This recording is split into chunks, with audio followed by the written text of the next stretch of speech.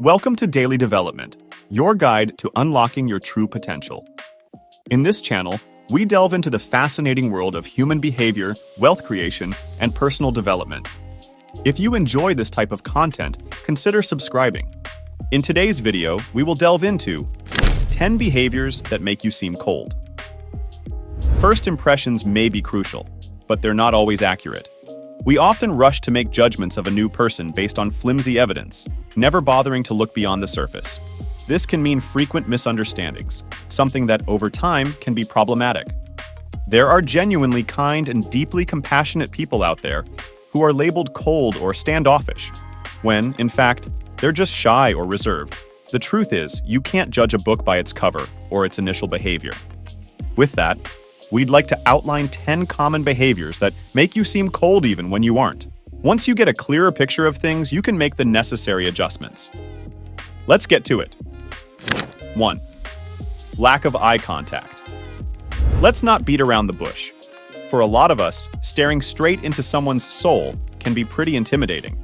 Therefore, a large segment of the population might struggle to make appropriate eye contact during interactions. And because of their aversion to gazes, they're also sometimes liable to be unfairly cast off as distant or disinterested, even when this isn't true. As we've established, people can be judgmental, unfortunately. Being reduced to aloof is a hefty price to pay for such a seemingly minor infraction. It may sound daunting, but making that extra effort to meet someone's eyes while you speak will go a long way. 2. Minimal facial expressions. Being stoic is cool, but not ever showing any emotion will make you seem frigid and robotic. Humans aren't particularly complicated. Sometimes we lack nuance, and we arrive at conclusions of others through their body language alone. In a world dominated by faux niceties and over-the-top expressiveness, having an impassive facial expression will put others off sooner or later.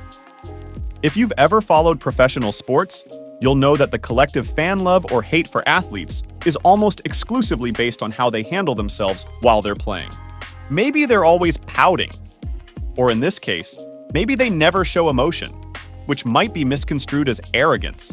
Rather than perpetually smiling, certain athletes are all business when competing, their eyes fixated solely on the prize. This perceived temperament might be unpleasant for many fans.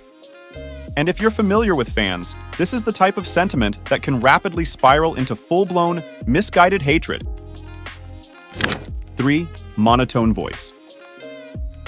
Unfortunately, we live in a world where, if you're not completely agreeable all the time, you risk being classified as cold.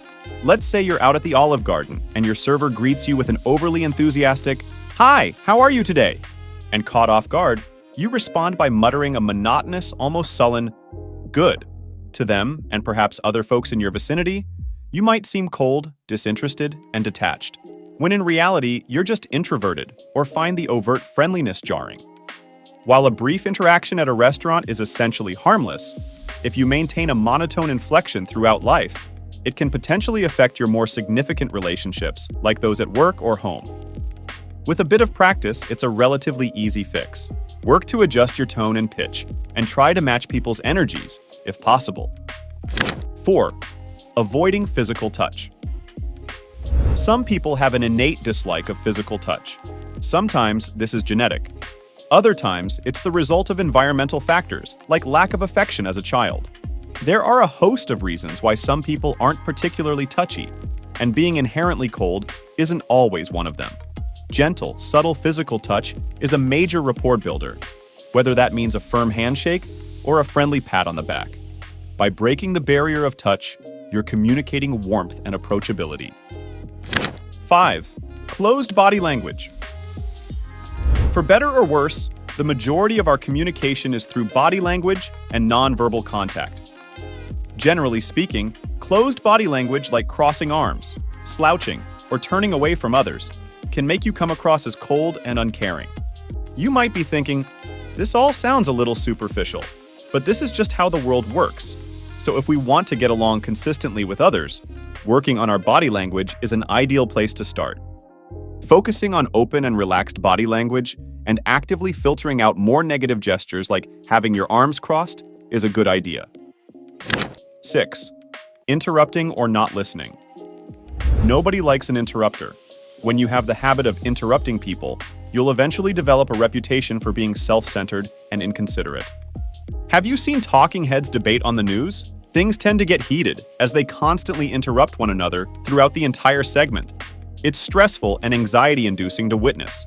Perhaps, like the aforementioned debaters on CNN, you're just passionate or opinionated, hence your urge to have to get a word in.